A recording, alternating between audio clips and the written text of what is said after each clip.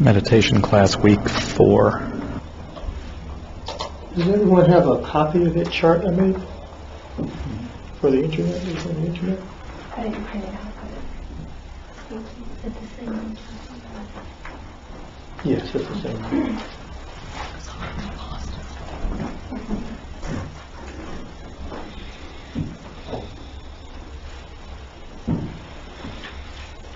So the subject for today is the prana and pranayama, ways of exploring the prana. In some ways, this is central in the sense of being like the middle, really, in the development of a practice, as well as being what the practice addresses. It addresses the etheric body and mind, or the prana, the collective name for the 10 vital airs.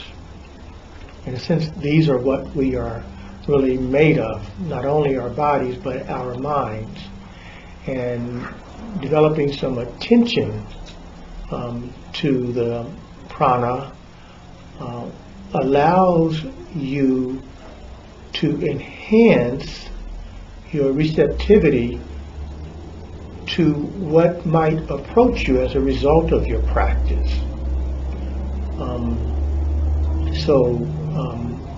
Pranayama has, always been the practice that was usually given to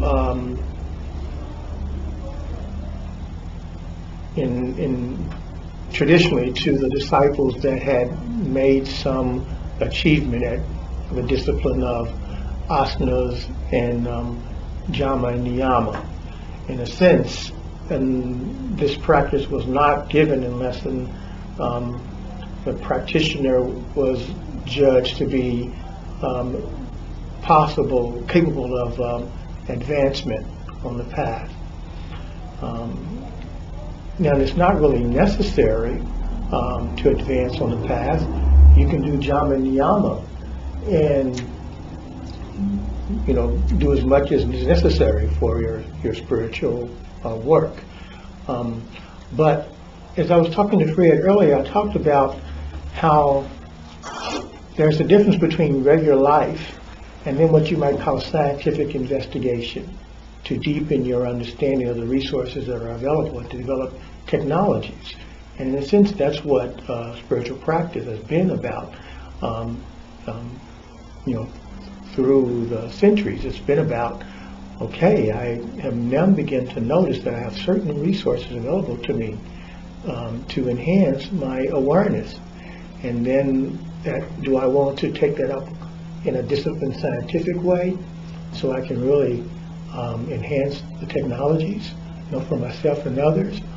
Or, you can just simply continue living the practice and by grace experience what spiritual resources are available. As I talked about last week in that hierarchy of will, by grace, if you learn to discipline yourself and hold back in terms of niti, the jama niyama, then by grace you make development, you advance. What we find in life, though, is that because of what comes at us in the world, that progress isn't smooth, and it can definitely be interrupted. And usually at the point where we actually achieve our humanity, at the point where we experience motive in the world, at that point, there's all kind of possibilities of ways that our practice will be interrupted, and we can no longer draw on our spiritual energies until we learn to release ourselves from the habits and prejudices that we have developed in our common and natural living.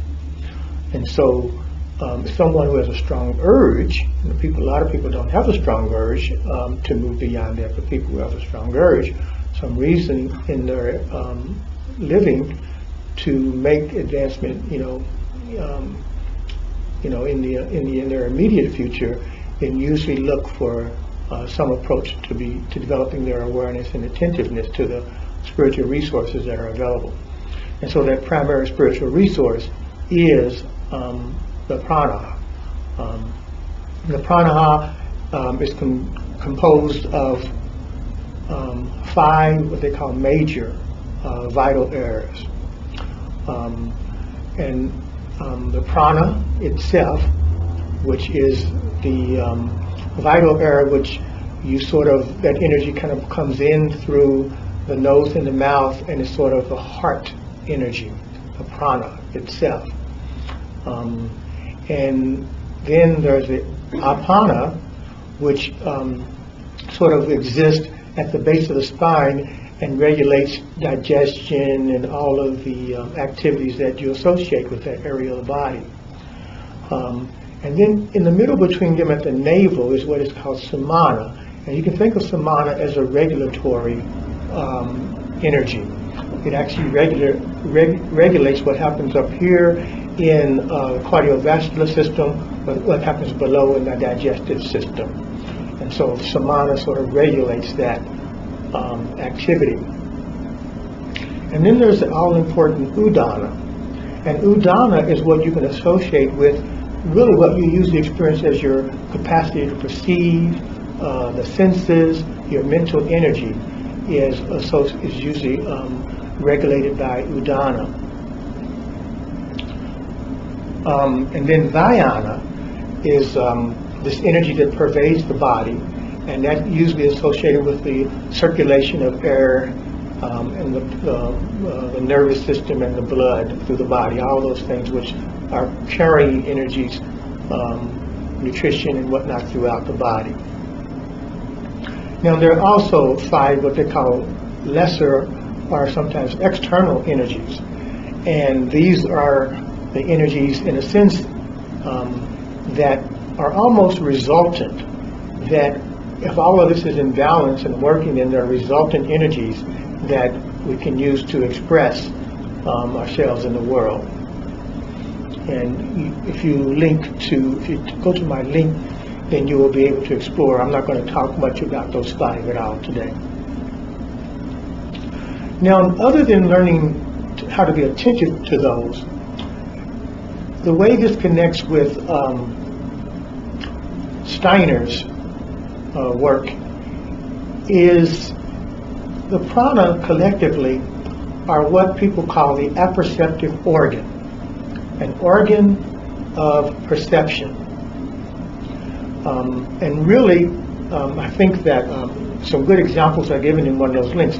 I might see Fred, but if I judge that Fred is experiencing sorrow or is a hard personality, whatever emotional content I associate with Fred, or if I say that Fred is smart, that perception is in the prana, in the collective prana.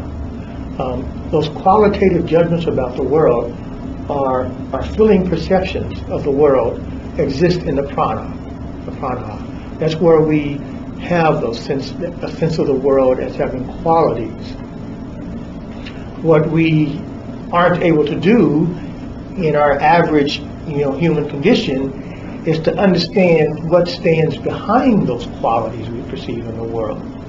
The spirit world, we have a soul response in the apperceptive organ, but when we get a sense that something stands behind the qualities we experience in the world. And further practice through pratyahara, chakradharana, dhyana, are in the sense that Steiner talks, building up our I consciousness, then gives us the capacity to begin to perceive beyond the qualities in the world and to perceive to the actual source of those qualities out of the spirit world. That would be the ultimate goal of the practice, in the sense that then also becomes a resource in your spiritual development.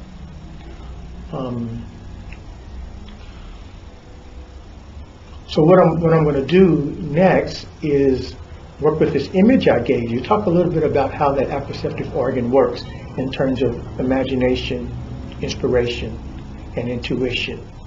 But I'm going to stop just for a moment to see if there are any questions about those 5. In terms of understanding what I mean, prana, sort of in the chest area, is how your feeling response to energy in the chest area is a weak perception of the prana, spelled P-R-A-N-A, as opposed to P-R-A-N-A-H, which refers to the body of vital areas.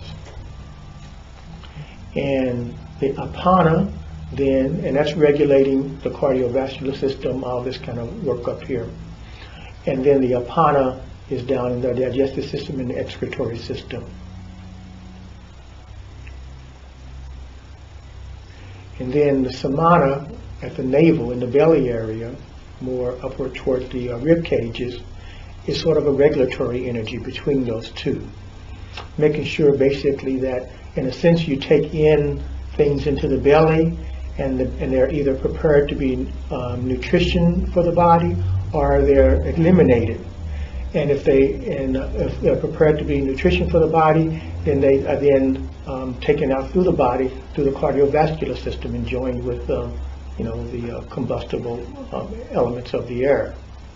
And then samana is regulating that basic process, which is to bring in and digest, and then to send that fruits of that digestion throughout the body. Well, that's been basically managed